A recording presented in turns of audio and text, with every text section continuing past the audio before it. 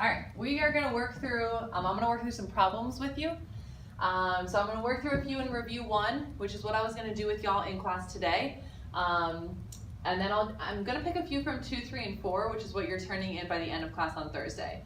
So it's in your best interest to watch this video. It will help you out, hopefully, but it will also walk you through the problems that you're turning in anyway at the end of class on Thursday. So in review 1, and this is on Canvas under Unit 2 review. For 1, I'm gonna skip the first page. I'm gonna go down and start with number 3, okay? So here it gives me a box and whisker plot. The first thing it asks me is for the median. Remember, on a box and whisker plot, you have your minimum, you have your Q1, you have your median, your Q3, and your maximum. And so for my median, I'm just going to the middle. It's at 75, and that's my answer. For the lowest score, your minimum, that's 55. So just reading that box and whisker plot. 75 is a passing grade for this assessment. How many students passed? Well, 75 is the median, which means it splits my data in half.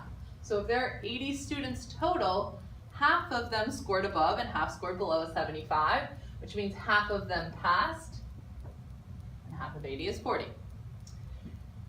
Then it asks me for the middle 50% of the students earned what scores? Well, that's just gonna be my middle 50% is always gonna be Q1 through Q3.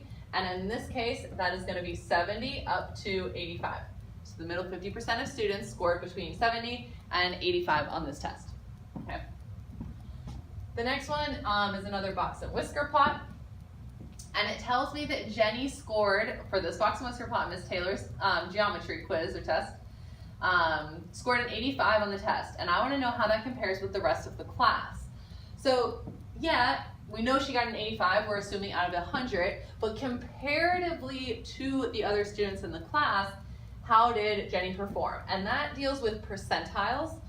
So remember, if you get like a standardized test score back and it says you scored at the 90th percentile, it doesn't mean you got a 90 on the test. It means you performed better than 90% of the other students who took that test, okay? So if she's at an 85, she's at Q3, which is the 75th percentile, which means she did better than 75% of the people in her class, okay? And the other way you could look at it is 25% of the class scored higher than she did. So that would be looking above her versus looking below her. All right, and then the last one says in order to pass a driver's safety course, the person must score at least 45 out of 50. And this is my cumulative frequency histogram for how many people total passed the test. Notice it starts at 45, so these are only for people who passed. Scroll over so you can see the end. So when it says how many people passed, remember if it's cumulative, this last number is always the total number of people. So this would just be 20.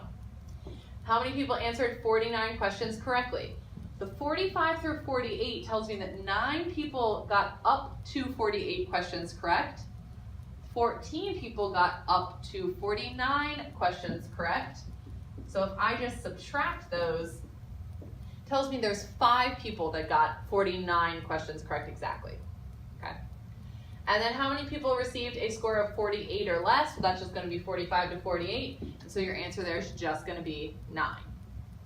All right. That's all I wanted to go through for this first one because I am gonna hit some of these other reviews. So in review 2, I am gonna do number 2, just to show y'all how to use a frequency list and talk about the different data types like we talked about in the notes. So here it's talking about there's 208 houses and I'm looking at how many bedrooms each of these houses have. The first thing it asks me is about what type of data this is. Is it discrete or continuous? This one is going to be discrete. You cannot have portions of a bedroom, okay? I have 1 or 2 or 3 or 4 or 5 or 6. I'm not having houses that have, 4.123 bedrooms that I'm having to qualify here. For the mean and the standard deviation, I am going to use my calculator. So I am going to type this first guy in L1 and all my frequencies in L2. So I'm going into stat edit. I'm putting 1 through 6 in L1. I'm putting 41 through 8 in L2. Okay, so I already have those typed in. I'm going to go stat, calc, 1 bar stats. it says list and L1 automatically goes there. When it says frequency list, I need to type L2 because I have put frequencies in L2. And I do that by just hitting second and the number 2, okay?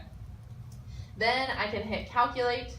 The very first thing it gives me, that X bar, is my mean, and it's 2.73. Rules haven't changed about sig figs. So I always want to give at least 3 sig figs unless it tells me otherwise.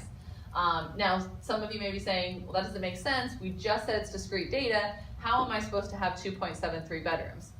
We can't, but we don't want to round that mean because the mean is just a measure of central tendency. So it is just describing this data set, okay, what it centers around.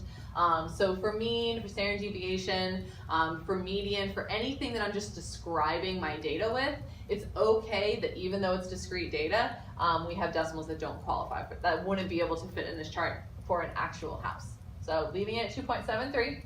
Remember, my standard deviation is the lowercase sigma, and in this case that is 1.34, again at least 3 sig figs, okay that is decimals. For part D, find how many houses have a number of bedrooms greater than 1 standard deviation above the mean. So if I'm going 1 standard deviation above the mean, that means I'm taking my mean, I'm adding 1 standard deviation, I'm going to get 4.07. In order to have a greater number of bedrooms than 4.07, it means I have to have 5 or 6. So I have 15 with 5, 8 with 6. I am just going to add those together, and my final answer for this question is 23. Okay. All right. Let's skip that guy. Let's skip that. I'll do a different one where we're solving for variables. All right, let's look at a cumulative frequency graph. You will have a lot of these. This is one of the things you may not have seen before.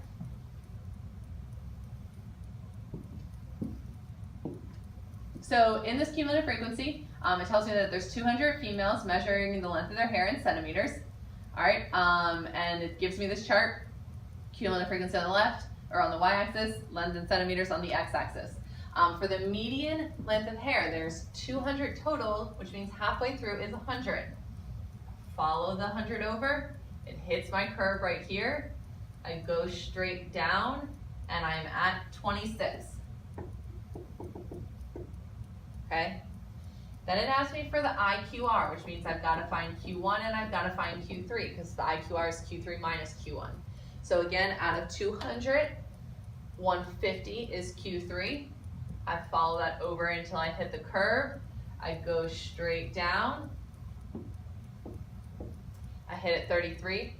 Q1's at 50. Go over, hit the curve, come straight down. Q1 is 19. So for my IQR, I'm going to actually subtract those. Your IQR should be a single number that you're giving me. So I need to actually make that subtraction and say that 14 is going to be my IQR there. Okay? And then it tells me what the shortest and it tells me what the longest hair length is, which is tough to figure out from a cumulative frequency graph. They'll usually give those to you. And it's asking me to draw a box and whisker plot. Well, if it gives me my minimum and my maximum, and I already have Q1, median, and Q3, all I need to do is draw lines at each of those points. So at 6, at 19, at 26, at 33, and at 47, which it tells me is my maximum.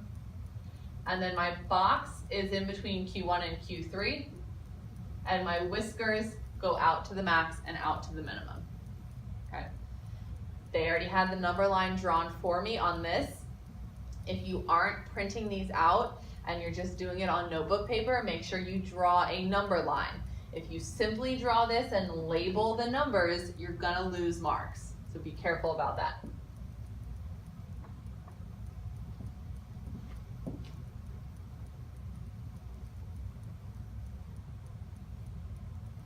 All right, for this one, it talks about a frequency polygon.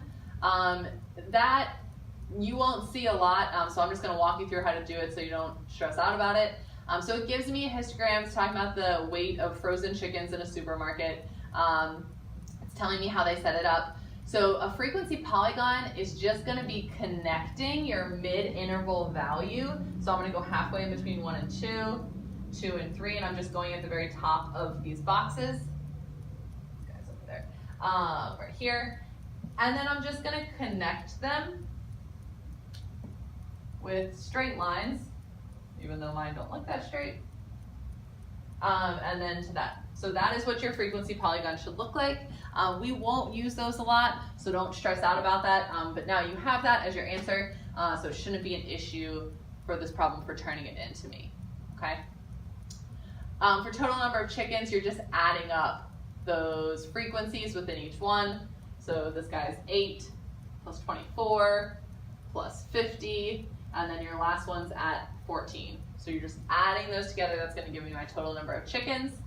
Modal group is just the mode. So in this case, your modal group is 3 to 4 kilograms because that has the highest frequency. Okay. We just did a cumulative frequency. That's kind of asking me the same thing. I will do a histogram on the next one. So those are the ones that I wanted to go over for review 2. I'm now going to open review 3. There's a few in 3 and 4, so I'm kind of going through all of them. So y'all should not have any questions while I am gone.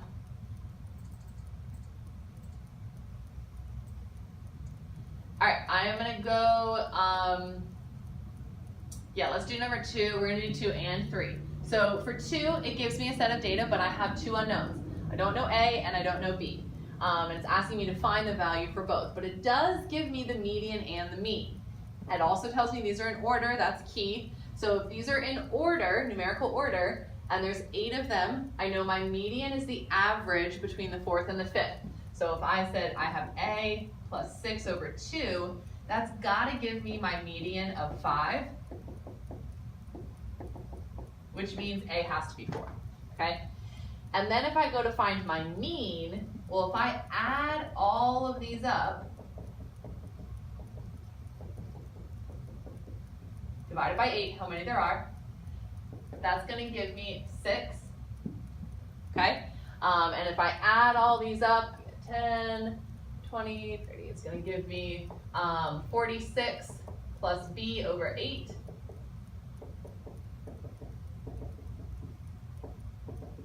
And I get that B is 2, okay?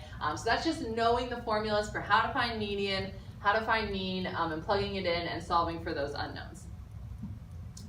Number 3, a cumulative frequency chart. So cumulative frequencies are really easy. Sometimes students get confused just because they aren't exactly sure what it's telling you, but we want to think back to those notes and say, well, cumulative means we're accumulating up to that point. So here it tells me there's 200 students at a college that they're surveying that are in this table for how old they are. We already said cumulative frequencies, the final number has to be the total amount. And so I immediately know that this has to be 200, okay? M I find by taking my cumulative frequency up to 19 years old and adding my 20-year-olds. So 137 plus 31, I get 168. I also could have worked backwards. I could have said I had 180 through 21, but 12 of them were 21, so if I subtract 12, I get to that 168, okay? How many students were younger than 20? That means they're 17, 18, or 19. There's 137 total, and that's my answer. I don't need to add anything together. That cumulative frequency column has already done that for me, all right? And then find the value in years of the lower quartile. There are 200 students. 50 is where my lower quartile is gonna occur. And the 50th student occurs in between 3 and 75, which means Q1 is 18. Same idea, I know it doesn't ask me to find the upper quartile, but if it did, I know that that would happen at 150. 150 occurs in between 137 and 168, and I'm looking at my cumulatives for those. And so my upper quartile would be 20, okay? All right, stem and leaf plot. You can type these in your calculator if you want, or just like count them. So for how many are in the sample, you're just saying like 2 plus 3, so 5 plus another 5, 10, plus another 4, 14, plus another 3, 17, plus another 2, 19. Okay, and you can type it in by saying 63, 67, 72, 75, 78, and find anything that you would need to find from that one variable stats in your calculator. All right, for histograms, key for histograms is that your bars are touching, okay? So if it's asking me to draw a histogram, now here it said to the nearest kilogram, which is why it looks like I have a break even though I really don't, just because you're rounding to the nearest kilogram here. So between 40 and 49, but I'm gonna draw my bar all the way up until 50, is gonna be 6, and then 18, 14, and finally 4. And so that's what my histogram looks like. For the mid-interval value, I'm still gonna say 45, not 44.5, because I'm talking about to the nearest kilogram here, okay? So I'm still gonna put a 45 as my answer for the mid-interval value. And then for my estimate for the mean and the standard deviation, you're using your L1 and your L2 with mid-interval values. I have to use that when I have continuous data, when I have intervals rather than just set values. So I'm going to use 45, 55, 65, and 75, 6, 18, 14, and 4. You still have your frequency list, so when you do one bar stats, make sure you're still typing in L2 as your frequency list. And then that's going to give me my mean estimate and my standard deviation estimate. Okay. We've already talked about a cumulative frequency curve. That's asking the same thing. We just talked about mid-interval values. We've talked about box and whisker plots. All right, we already did the ones with A and B, so you've gone over how to solve for unknown variables. Reading a histogram, remember modal just means the most, so in this case it'd be 6 number of hours because that's the highest frequency. Just be aware when they give you tables whether it's frequency or cumulative frequency. So like in this case, it's just frequency, not cumulative frequency. So if it's asking you to construct a cumulative frequency for the data,